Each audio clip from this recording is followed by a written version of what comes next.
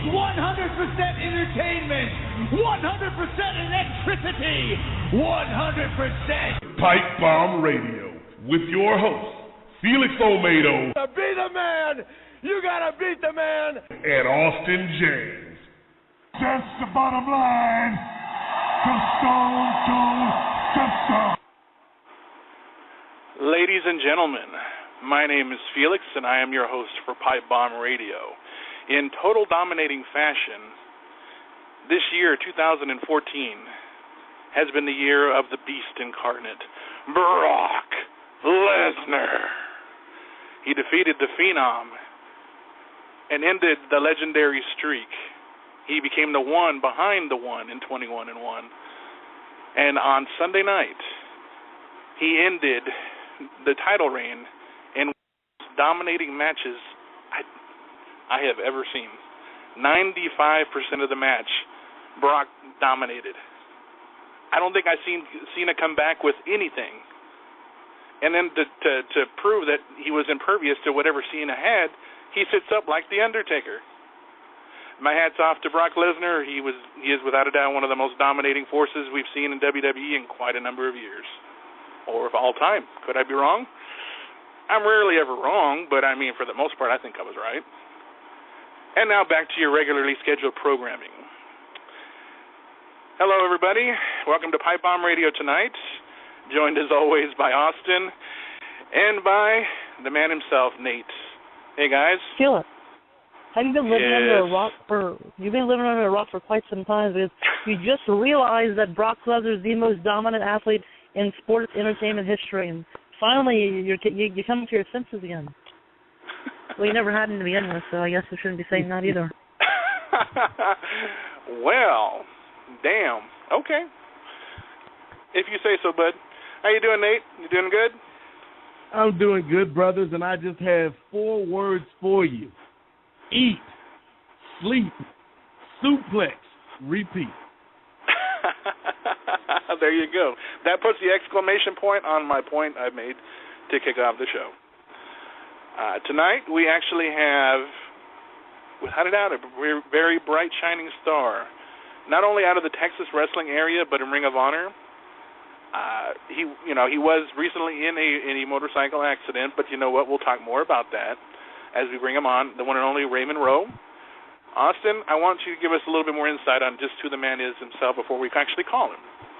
Absolutely. Raymond Rowe is, like we were just speaking about Brock Lesnar being one of the most dominant, or if not, the most dominant professional wrestling, not even professional wrestling, but just athlete in sports entertainment history, entertainment history, fighting history, whatever you want to say. He's the most dominant one ever.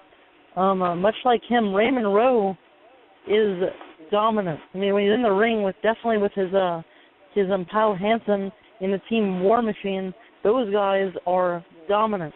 They're the definition of dominance. Everything that even embodies the word, they are that and much more. And Raymond Rowe, being an amateur wrestler most of his life, he then went on to professional wrestling. He was a main staple I believe in Ohio, around those areas, and then also in Texas with the NWA. And now he moved up to Ring of Honor, one of the most prestigious, in my opinion, wrestling companies this world has to offer.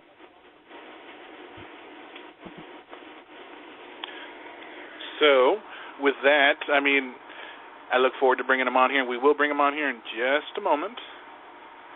I did want to kind of touch a little bit, just, momentarily talk about your guys' reaction to not only Raw, but, of course, SummerSlam. And, if you could sum it up in, let's just say one word. If you can do 2, that's fine. But if you could sum it up in one word, how would you define the 2014 SummerSlam? Nate, we'll start with you, man. I would say it exceeded my expectations. I thought it was a good show. I can agree with that.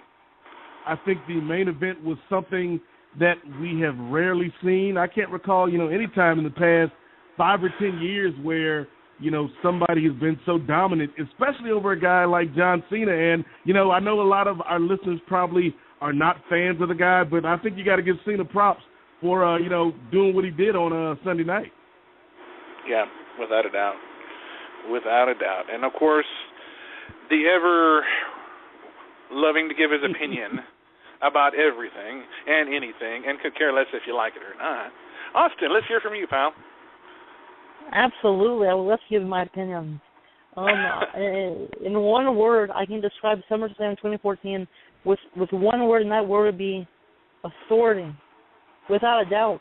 Because the authority had that plan that Brock Lesnar was going to win. They knew what Brock Lesnar could do, just by what your precious Undertaker did at WrestleMania. And I mean, by Brock Lesnar defeating him, they're like, hey man, if he can beat the Streak, he can definitely beat John Cena. Because remember, Brock was sick that day. For Extreme Rules 2012, he was sick. He had a stomachache, so he wasn't at his best. So that's the reason why he lost to John Cena at Extreme Rules 2012. But now Brock Lesnar, 100% Brock Lesnar, in his full capacity, defeated, dominated, and just when I lose words, it's like Brock Lesnar is the man. And I love John Cena. I'm a huge fan of John Cena. I think he's a great wrestler when he wants to be. But Brock Lesnar dominated him and became the WWE World Heavyweight Champion, just proving how just, I keep on reading this word of dominant he is. He is just an athlete, a man. He is just Brock Lesnar is a beast incarnate. That's the best way to put it. And I try to give my best Paul Heyman imitation, and to be honest, there's only one Paul Heyman, and you know what? I can't make my voice go, Brock! It sounds like I'm a damn lion, and I'm not no lion. Sorry. Well, I guess I wasn't lying about that either. Huh, I'm just kidding. All righty. A bad joke. Okay, I'm moving on. Shall we give our guest a call, or you guys want to? Better yet, before we do that, one last thing. The new title with the new logo. Pass or fail, Austin? I was sad about it.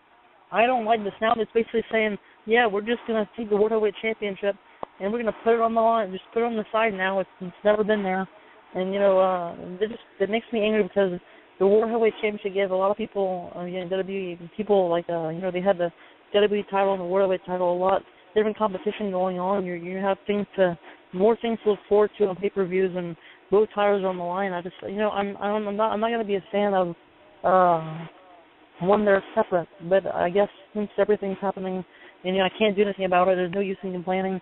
Just have to deal with it and accept the ride. Mm-hmm. Yeah. And how about I'm gonna. What about you, man? I'm gonna give it a fail. I'm biased because I'm an old school NWA WCW guy, so I love the big old belt. And I think even though this is the WWE, they should use that and incorporate it into their top title. But the new title looks just like the title they introduced. What was it, 6 months ago? Like, we haven't had that title for that long. True. Yeah, it's about okay. Yeah, that's about that time. A little bit longer, but roughly about that. That's cool. You know what? Personally, it really was the end of an era, so to speak. I mean, no more. I mean, they kept trying to change it over the years, but maybe definitively, this could be the end, and they can only go on and concentrate on one sole belt and see where it goes from here. I mean, I don't see them really splitting the brands anymore. There's really no point to that. But no, anyway, I don't think they have enough depth to do that.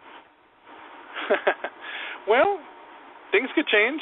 I always stay hopeful. Through the good, through the bad. I always say expect the unexpected, because usually that's what you get. Mm-hmm. Real quick before we talk to Brother Raymond, I did have a question for both of you guys. We all know how dominant Brock was in his performance. I think it's a good problem to have, but it does create a problem where there's nobody on the roster right now that I believe, not even Roman Reigns, is ready to take on that beast. You don't think he's ready? I know a guy who can. The guy who actually just played as Drax in the new Guardians of the Galaxy movie, available in theaters now, Batista. He can take down Brock Lesnar if he wanted to. Dude, I swear, you know what? This trio we got here, you know what? I will say Austin is Michael Cole, Nate is JBL, and I'll be the king. Or better yet, you know what? Maybe I'll be JBL and you'll be the king. How about that? How about that, Nate? All right, as long as I can talk about puppies. That works. That works. And we got Mr. Promoter here, Michael Cole, talking about everything that's in theaters now. Or you know what? The WWE Network. How much is it for, Austin? I believe it's $9.99, and if you didn't know that, you've been living under a rock for quite some time. But we definitely got a. It's officially hanging on Titan Tower now. That's really cool. I've seen that. Oh. All right, guys. I think we've stalled long enough. Time to give this man a call and see how he's doing. I think he should be expecting us. So, give me just a moment here to dial that number, and we will be underway here momentarily, talking to Raymond Rowe, one half of the War Machine, and get an update on his condition, how he's doing, and what he thinks of his career so far. And with that, looks like everything's good. We'll make the call now.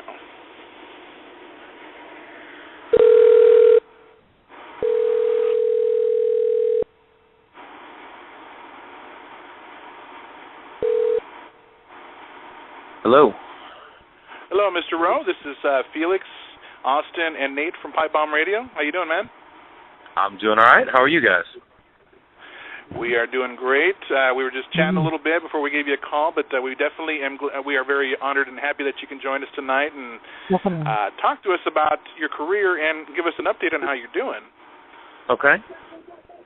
So I'll start it off, I guess, at this point and ask, how are you doing? I mean, physically, you doing okay? I mean, you obviously you recently were in an accident. How's your health doing? What's an update? What kind of update do you have for us? Well, it's been a rough week. As you know, most everybody knows, Tuesday night I was in a serious motorcycle accident. Somebody, I believe she was texting and driving, decided it'd be a fun idea to pull in front of my motorcycle with about 15 feet for me to react. I tried to swerve and brake, and I just had no chance. I T-boned her, breaking my left thumb and jamming my left shoulder on impact. I also broke my left arm in 4 places above the elbow. And then on impact, I went up over the handlebars and shattered her back window with my face. I broke my nose, laceration above my eye that took 18 stitches.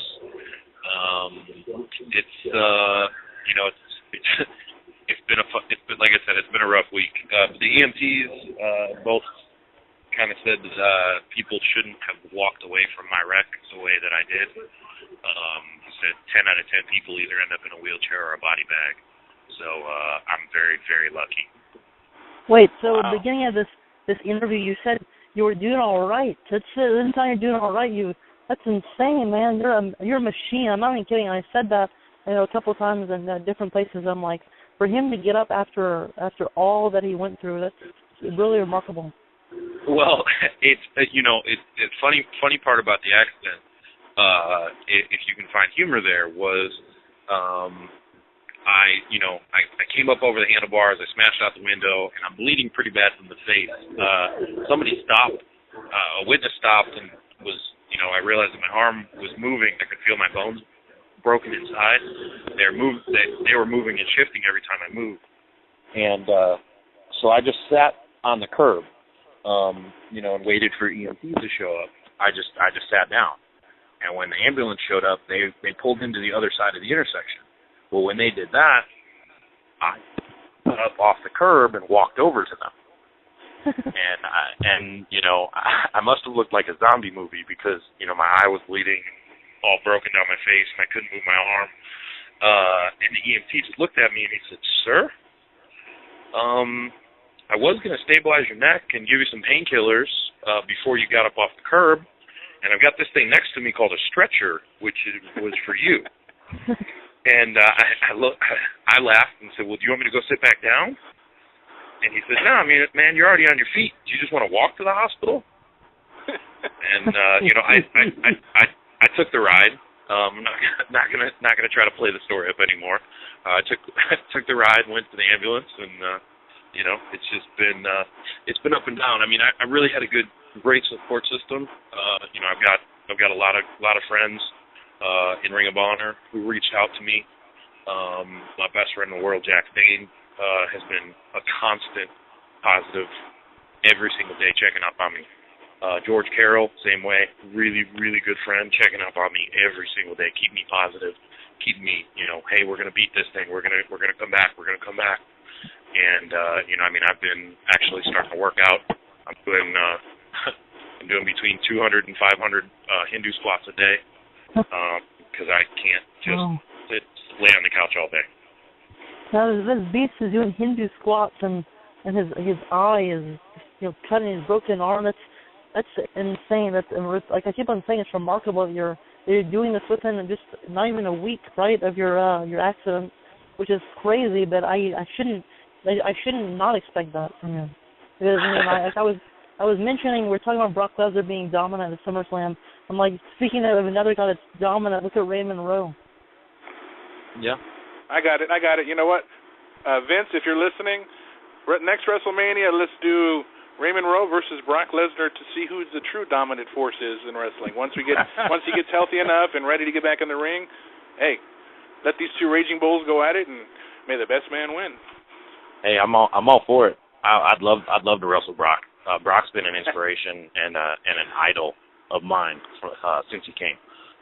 I came from an amateur background, and I trained in MMA. I'm a huge MMA fan, so the fact that he was a champion in both levels just elevated him. Like guys like him, guys like Kurt Angle, really kind of blazed the path that I tried to follow. Yeah, I can just hear the hype now. You can hear Vince setting up the match. It's like, Brock just beat John Cena. Raymond Rowe beat Death, damn it. But it couldn't be an ordinary match. It would have to be in a stretcher match, because Brock's like, Raymond, you didn't go in that stretcher after that accident. Well, I'm going to make you go in that stretcher, man. It's going to be... Hey, we're telling the story right now, guys. You better hope... I hope Vince and his writing crew are listening. Right. We're giving all this away for free. Yeah, y'all aren't even getting paid for it. But it is really cool, man. It's you're able to talk to his brother. I mean, that's the most important thing, wrestling aside, that, you're up and around and you're able to even talk to us tonight. I want to get into what's going on with ROH now, but before that, you mentioned a little bit about your background. How did you get into wrestling? Have you always been a fan of the sport? And, how did you end up where you are today? Man, I've been a wrestling fan since I was about 5 years old. My earliest memories of my childhood are watching Sunday morning wrestling with my dad. Sitting on the sitting on the living room floor. I'm turning 30 on Thursday, so that'll date you back. Guys like Hogan and Macho Man and Andre the Giant. They were just everything I did was all about them. I remember getting into a fight with some kid on my street because he told me that Hulk Hogan took steroids, and I said that Hulk Hogan took his vitamins and trained and said his prayers, and we got into a fist fight. I've always loved it. And then I was an amateur wrestler. I've been an athlete my entire life. Football, track, baseball, basketball. I high jumped, I threw shot put. I did everything that you could imagine. But I always gravitated towards wrestling. And wrestling was where, I really, really, really excelled. And so I kept that up through grade school, through junior high, through high school, through 2 years of college.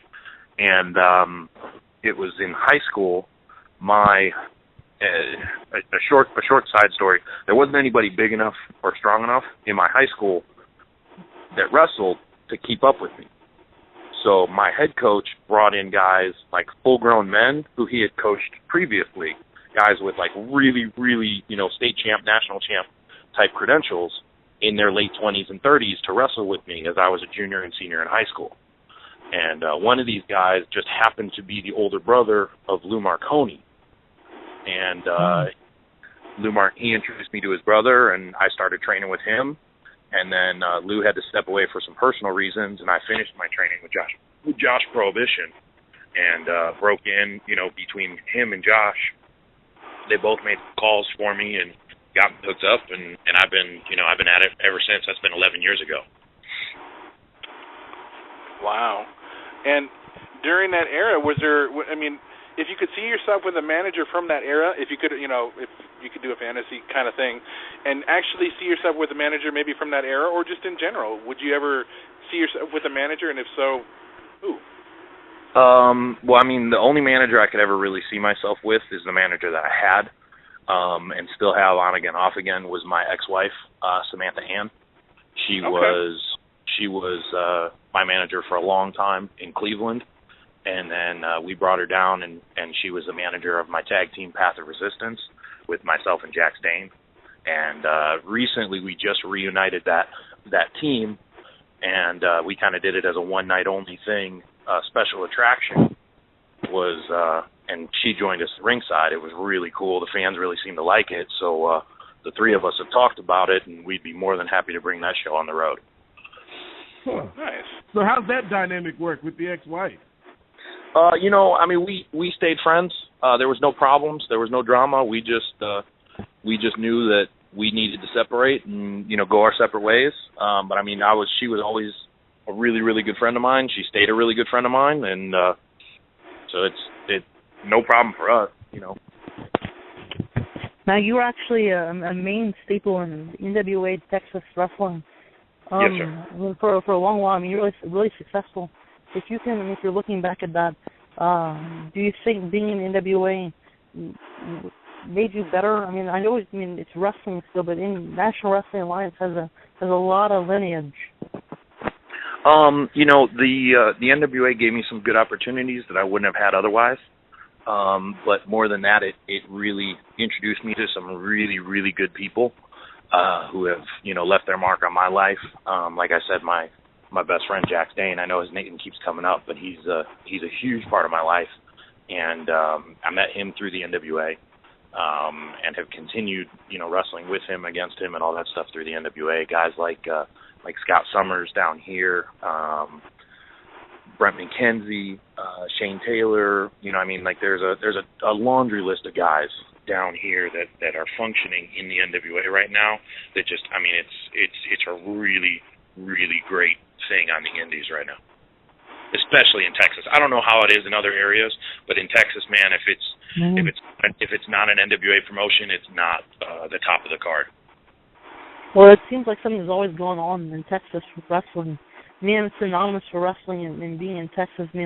Every single week I see something. I see a wrestling show being promoted every single week, just around Facebook and everywhere. So I know it's really active. Oh yeah, absolutely.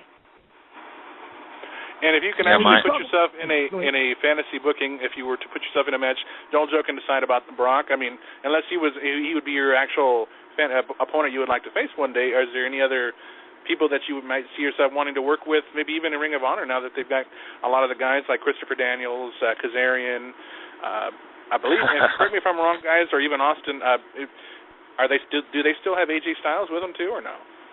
Yeah. Oh yeah. AJ does matches. And I mean, I have been in Ring of Honor.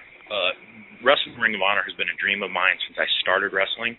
I watched my first Ring of Honor DVD sitting in Josh Prohibition's basement, and it was their first show. It was Christopher Daniels versus Low-Key versus Bryan Danielson, the three-way. And they were just a small company, doing something different, trying to be different, wrestling and respect, like sportsmanship. So I mean, my list of dream matches right now, 100% is consisting of the guys in Ring of Honor. There's so much good talent. I firmly believe that's the best wrestling on the planet right now. I mean, nobody can touch them in ring perspective. Other people might have bigger TV deals. They might have bigger production budgets. They cannot touch what we do between the ropes. And I'll stand by that. And guys like, I'd love to tie it up with AJ. I'd love to wrestle Kyle O'Reilly. I'd love to wrestle Cedric Alexander. I'd love to wrestle ACH. I could go down the roster almost every person and say, man, we would tear it up. Man, we would tear it up. Man, we would tear it up. And, Hanson and I were just getting rolling with that War Machine thing, man. We were really starting to gain some steam. And then, the bike accident kind of derailed that. So I'm really upset that has kind of stalled that progress. And I totally agree about your statement about Ring of Honor. because I've watched a lot of wrestling all my life, and watching Ring of Honor, it's almost like a magic there. I'm not saying it to be funny at all. Like, I'm 137% serious about this. Watching I Ring of completely agree. Honor, there's passion, but it's noticeable. It's like you can, especially when I'm watching, for example, Nigel McGuinness, when he was wrestling, entirely a statement on why I watch wrestling. I mean, that's a testimony on why I watch. Nigel McGuinness, I thought, just was the best thing since sliced bread, and he embodied what Ring of Honor meant to me, along with so many other people who came before him. But I mean, Ring of Honor is just a unique breed of entertainment. Oh yeah, it's completely different. It's professional wrestling like nowhere else you'll ever see it. If that weren't true, WWE wouldn't try to be picking their talent. Absolutely, and they wouldn't be, letting their talent wrestle more Ring of Honor style matches. They're trying to kind of incorporate more and more ideas, but it's not the same. You can, you know what I mean? It's you can take college plays and try to run them in the NFL. It's not the same, and it's not because they're better or worse. It's just because it doesn't work because the guys don't have the same passion. Yeah, I agree with everything you guys are saying about Ring of Honor. I'm a big Ring of Honor fan. I have a somewhat of a friendship with Court Bauer. I've talked to him a number of times. I think he's a good dude. My only issue with Ring of Honor, is that from a production standpoint, it doesn't quite stand up to a WWE or even a TNA, and I know that's out of the talent's hands, but I think that's the only thing keeping you guys from taking that next step. I mean, TNA, we've all heard about some of the problems they have, but I think you guys are right there. That's a situation that is handled on the business side. I just show up and kick whoever's ass is in front of me in the ring. The people who are a lot smarter than me, business wise, money wise, sponsor wise, they're going to handle all that other stuff. I have firm belief that the team in place is trying to elevate Ring of Honor beyond where it is, beyond where it's ever been, and all they ask us to do is continue going out and pouring our hearts out in the ring. And to me, that's magic. That's the magic of Ring of Honor. The roster is going to give you every ounce in their body, every. And they just recently got on pay-per-view as Best in the World a couple months ago, and that's another statement on why this company is just getting bigger and bigger by the second, because they're taking steps, and slowly but surely they're going to be the top. I believe. They're the top wrestling company in the world today in terms of wrestling. Wrestling. You know what I'm talking about? Mhm. I agree. And if you actually,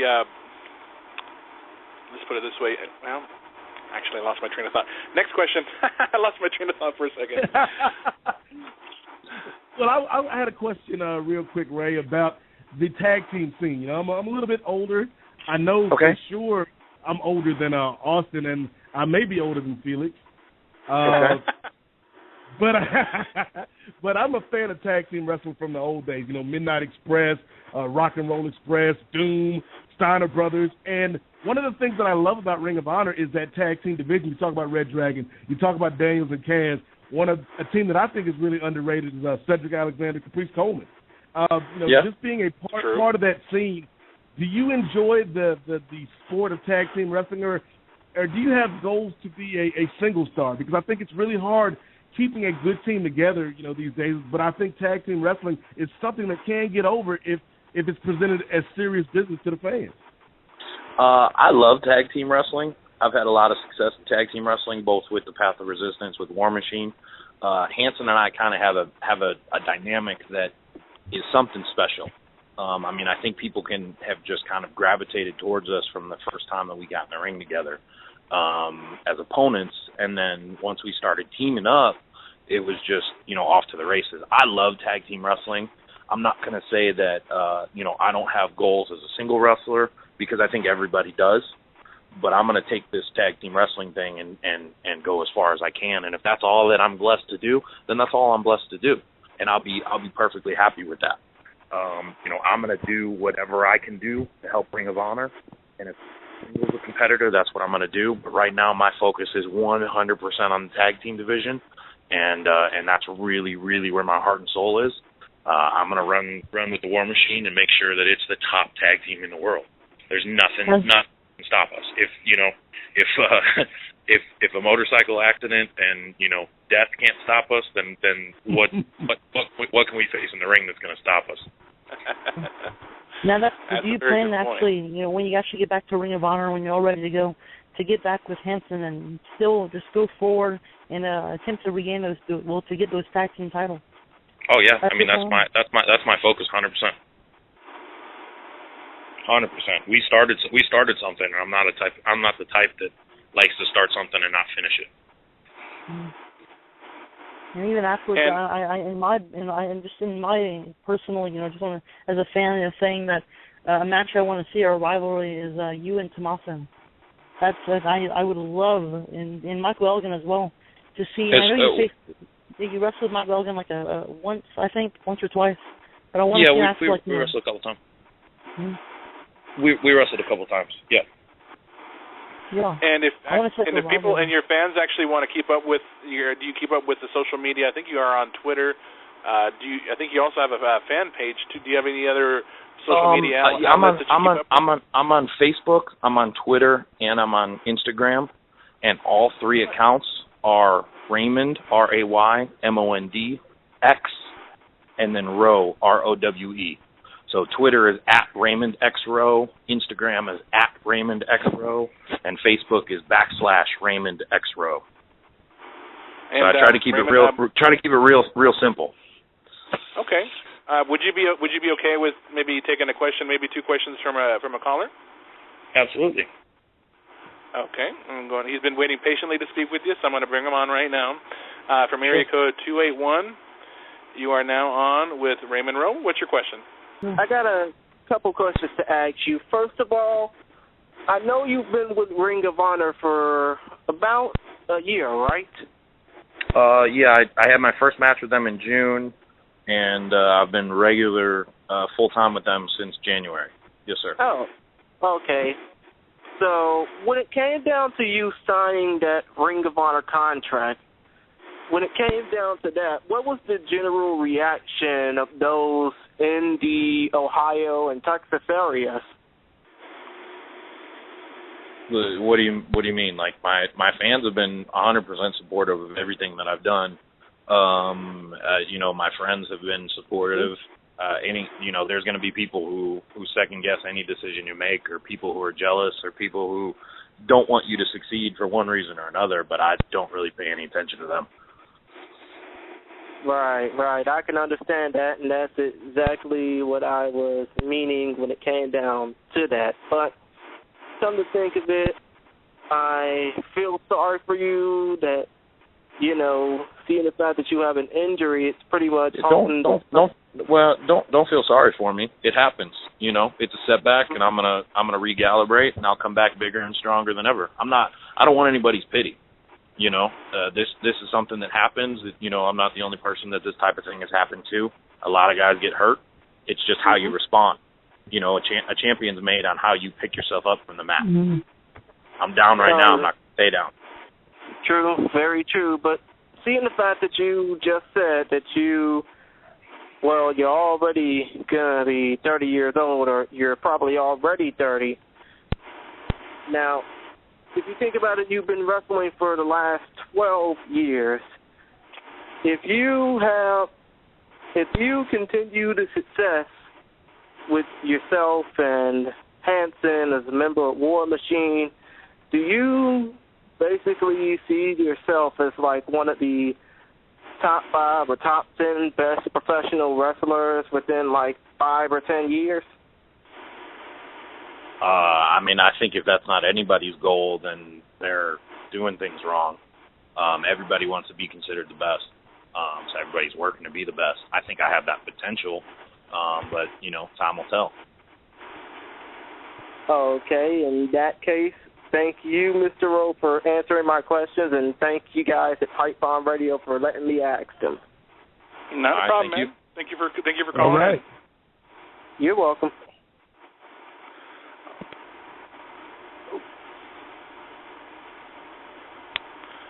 Alrighty, that was fun. Back to our regularly scheduled programming here. Next question I actually want to ask And I do want to get an opinion about it because I have to ask, even though because Austin likes to rub my face in it. But I'll ask anyway. Mr. Rowe, your opinion, your thoughts, how did you feel seeing the streak end at WrestleMania? I have to ask. I mean, a little part of me was sad because, and a big part of me was shocked. I didn't think that was how it was going to end. I honestly believed that it was going to he was going to retire undefeated. I thought that he deserved that and had earned that. However, it was definitely a WrestleMania moment that no one will ever forget. So if they were going to do it, you know what I mean? Like, if they were going to do it, it was done well, and especially with what they've continued to do with Brock.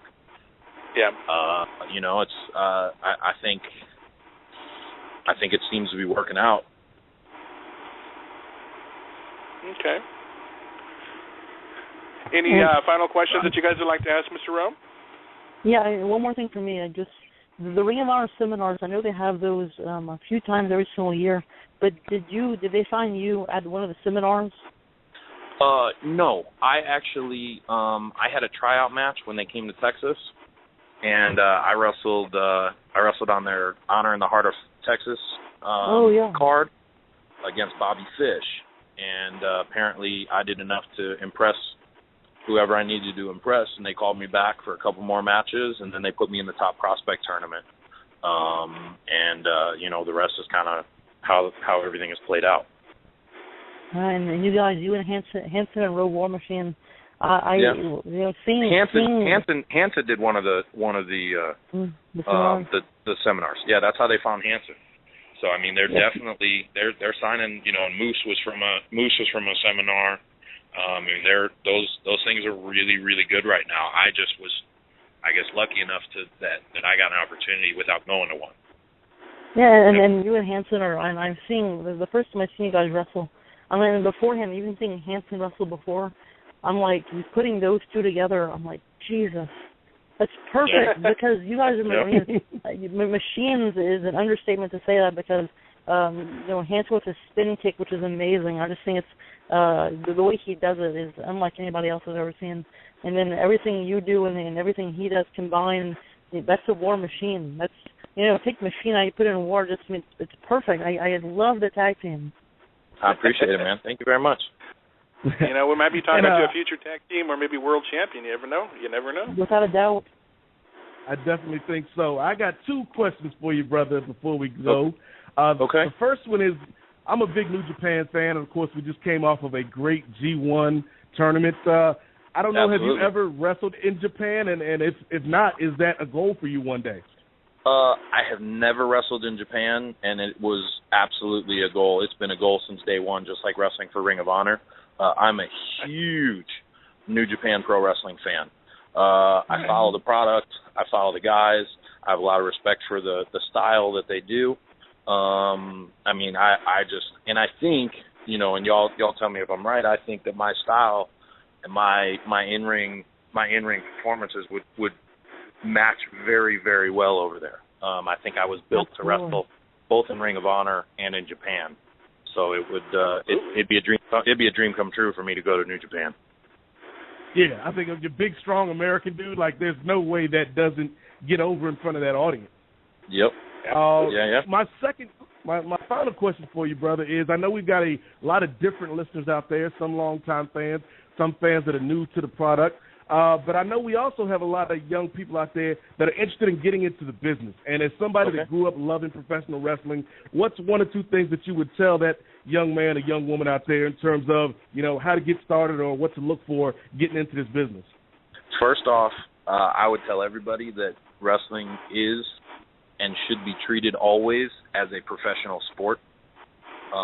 If you are not an athlete, if you are not a gifted high-level athlete, professional wrestling is not for you.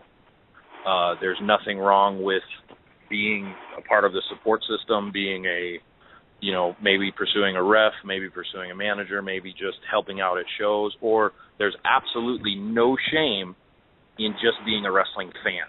I think a lot of problem with the independent circuit now is that there are too many people buying boots and not enough people buying tickets.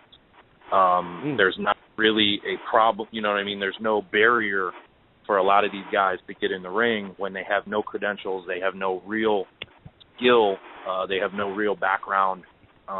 You know, I think it needs to be only an avenue for elite athletes, because that's what the sport is. You can't just walk on to an NFL team and say, hey man, I love watching NFL. I love watching football. I bought myself some shoulder pads. Put me in, coach. I'm ready to play. It doesn't work that way. But for some areas of the country, professional wrestling works that way. And that's why, you know, on a local level, a lot of professional wrestling has been suffering. You know, so my biggest thing is, if you're not an elite athlete, don't get in the ring. You know, if you don't have something special and unique to offer, don't get in the ring. Love the sport, love it, support it, you know, champion it, but leave it to the professionals. There's nothing wrong with cheering from the sidelines. Those guys who do have the legitimate background, who do have legitimate potential, seek out a good school. You know, I was lucky. I found a guy who was a real deal pro, and he trained me the right way. He trained me old school. Most guys aren't that lucky. They go to whatever, you know, bingo hall has a ring set up, and that's where they get trained.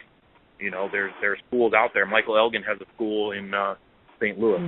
Ring of Honor has a school in Philadelphia. You know, I believe there's a couple really good schools in New York. You're probably going to have to move to find a good school. If wrestling's something you're going to want to do, you're going to have to make some sacrifices. Get used to that now. So find a real school. You know, first be a legit athlete. Second, find a good school and get trained by a real pro. That's my two pieces of advice. And that's some great advice. Austin, are you listening? You Definitely, taking notes, man? Well, I'm not taking notes, but I have it in my head. I'm kidding. Back to this, right? Yeah, you know, but what I'm doing actually, I'm doing jiu-jitsu, catch wrestling. They call it submission wrestling. It's an awesome program, and Muay Thai. I've been doing it for quite some time, and that's fantastic.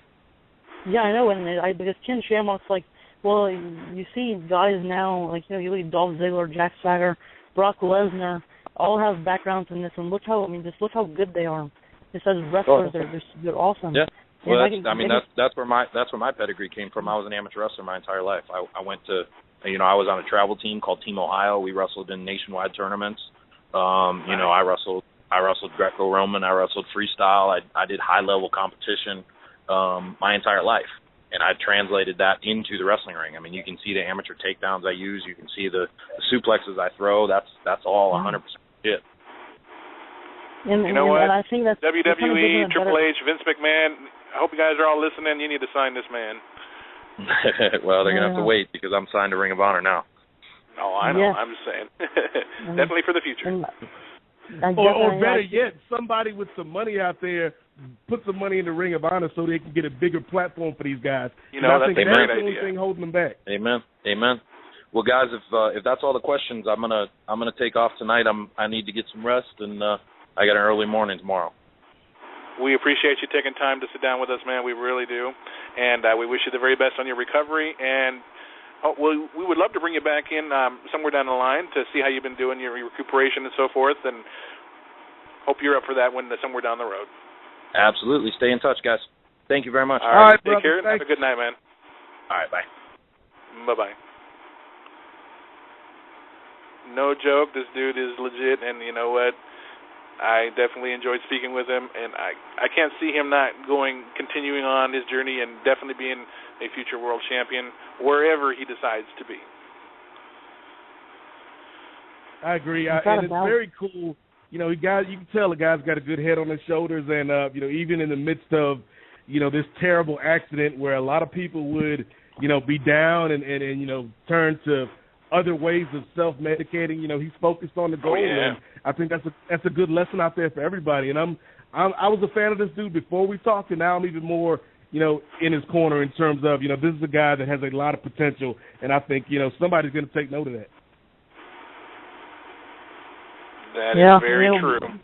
And Roman, what he was saying about the professional wrestlers leaving it to the athletes. I think it's entirely true because in some cases where, I mean, I don't know if people, if they have a passion for something, I absolutely think they should go out for what they want to do. But if they're not going to push it to the limit, like guys like Raymond Rowe is doing, then they shouldn't go into it. If they don't have the expectation to go in and really, like you said, push it to the limit, go at the highest point they can, shoot for the stars, they shouldn't be in professional wrestling. I couldn't agree more. But guys, I actually wanted to bring up a separate topic tonight, just something that I would like to bring to the attention of a lot of people. And you know what? We talk about a lot of things going on, whether it be current product, maybe some past stars or legends, anything that just comes up with wrestling or in that area, we definitely talk about, whether it be on this show or even on the other show Austin is on Wednesday nights. And I'm sure, Nate, you talk about a lot of stuff on the show, and I've heard you're very vocal about a lot of things. If you have an opinion, you definitely share it. But in this case, what I'd like to talk about is a project that's been in the works currently now for wrestling legend Kamala. I actually would like to talk about it just briefly because he is working with a partner that is actually setting up his own book, his own autobiography about his life in professional wrestling, and has started a Kickstarter account. And I would love to plug the website, which is kamalaspeaks.com.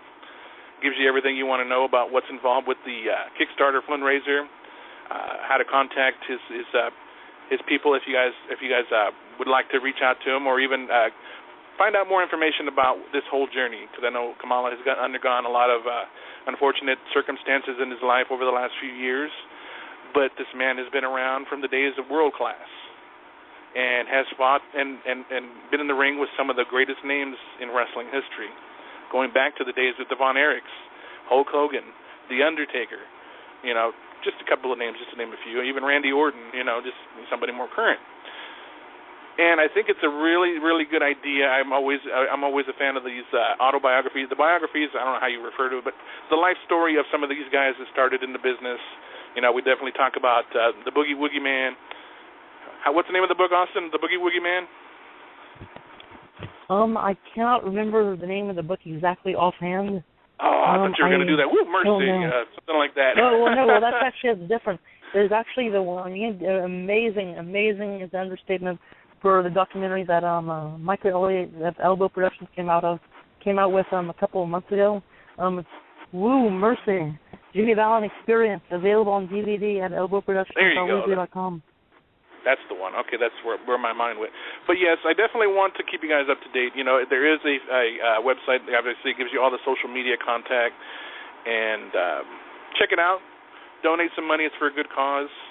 It gives you obviously ideas of what you can have with what you donate to. It's very similar to the one that Jake Roberts and Scott Hall had. So check it out. I encourage you guys. I definitely want to throw that in there. I'm definitely going to be donating here very soon. And speaking of Elbow Productions, they came out with a really successful DVD called NWA: The History and Tradition, the History and Tradition of NWA, I believe, available on elbowproductions.weebly.com.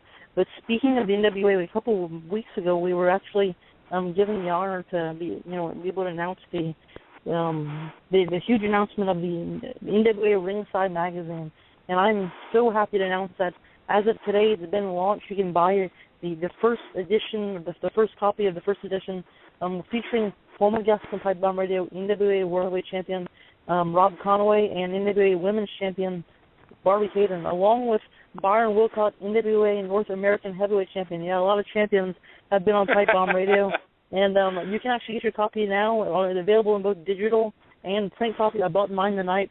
Cannot wait to get it in the mail. I'm so excited. This is in wrestling today. I think it's things are. Jeff Jarrett predicted it many months ago, saying that we're on the boom of the wrestling period, wrestling era, and you just brighter and more exciting one that just everything's popping up everywhere. And he predicted it so right that everything's happening. Everything's just so exciting, and people are just really loving wrestling. And with to kind of touch back on the biography. To go off on another tangent there, I want to say about the documentary that's being worked on for the legendary Ivan Koloff is also in the works now, and looks to be something that you don't want to miss. A lot of things happening for these legends that, you know what, they don't need, and I'm not, this is not to bash WWE because I'm not doing that, but you know what, they don't need WWE to do their own documentary, to write their own books. Fans want to know about these guys. I want to know.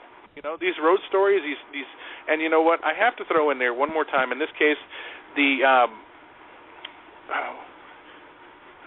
see here, give me just a second, I'm actually wanting to point out that the book is actually forwarded by so many different people in this book. It's by Jim Ross, by Mick Foley, Insane Clown Posse's Violent J, has pictures from the Jim Cornette collection, and you know it's just an amazing thing, and I endorse it because I'm definitely going to be buying it. But with that said, thing for me. Actually, one more thing. ISWE Radio tomorrow night, 8 p.m. Central Time, I believe. We're actually speaking to Rudy Boy Gonzalez, and if you don't know who he is, you need to start studying, because he's the man that trained alongside Shawn Michaels, helping training people like Daniel Bryan, Brian Kendrick, and so on and so forth. I mean, so many guys that Rudy Boy trained alongside Shawn Michaels. I mean, it's going to be an amazing show for ISWE. Our friends there, and that show is going to be amazing. Speaking of him, we actually had him on last year, I believe, on Pipebomb Radio. And I don't know if you remember that, Felix, but he was just awesome to speak to. Oh yeah, he has an opinion, and he cleared up a lot of facts on some ideas, because of the fact that most didn't think that Shawn actually took part in the training, when in reality he did. You know, just because most people think that it's just got his name on it and that's it, he don't appear. He was there every time. Listen to that interview. I encourage you guys, because he clears up a lot of things that people speculated on during that time that Shawn had to school. So check it out. Worth the check out, worth the interview, worth your time, whether it be on iTunes, through YouTube, or even on our website, pipebombradio.weebly.com. However, before we bring the show to a close, we've got a very special guest joining us on a historic 100th episode of Pipebomb Radio. Who is the guest, Austin? Our guest will be actually the legendary referee, James Beard, and you guys, I don't know if you ever heard of him, but if you did, you know what he's done. You know that his book is bestseller, in so many cases. James Beard is going to be with us next week on Pipebomb Radio. He refereed for WCCW, along with so many other places, WWE. I can go on. I mean, he's done everything you can do with the refereeing, and he's just has a mind for professional wrestling. And I cannot wait to speak to him next week when he joins us on the 100th episode of Pipebomb Radio. And you never know who's going to show up, on that episode. You never know what's going to be happening. So with that, I have to say, fasten your seatbelt, Nate. Fasten your seatbelt, Austin, and fans listening in tonight. Because 2014, although it's coming to a close, we ain't done yet. We got plenty of surprises in store for everybody, and just wait till you get a load of what we got for you. With that, Nate, any final words? Austin, any final words? You know what? Let me do one further. And in fact, for those, I actually would like to mention that those who are following Nate, you can actually follow him on. It's at N8 Mosaic, MOZAIK, on Twitter. And please, Nate, I'm not going to plug for you. You know more about you than anybody, so please plug away. All right. Again, in the number 8 MOZAIK on Twitter. You can also check out the Kings of Sport podcast with myself and Marcus Vanderberg from Yahoo Sports. Every week we come out with a new show and give our own unique take on the world of sports and sports entertainment. And you can check that out on iTunes, Stitcher, and on Twitter at KOS_POD, CosPod on Twitter. And again, man, it's a fun week, great week. I always enjoy my Tuesday nights, man, here at Pipebomb Radio. He is the voice behind the voice of Pipebomb Radio. Or maybe just the original voice. How about that? But, you know what? That will do it for us tonight, guys. Great show. We got our historic 100th episode coming up next Tuesday night with a great legend in the wrestling world. Going to be fun to chat with him. As we bring August to a close, we're definitely looking to do something really special. If anything, we're going to try to do it for September, but if not, it will be something we're going to continue to push for the rest of the year. Let's just say that. We've got a lot of great ideas in store, a lot of great guests coming. And with that, I will close for tonight with the way I normally do. Keep your feet on the ground and keep reaching for the stars. This is Felix, Austin, and Nate signing off for Pipebomb Radio. Good night, guys. Bye now. All right.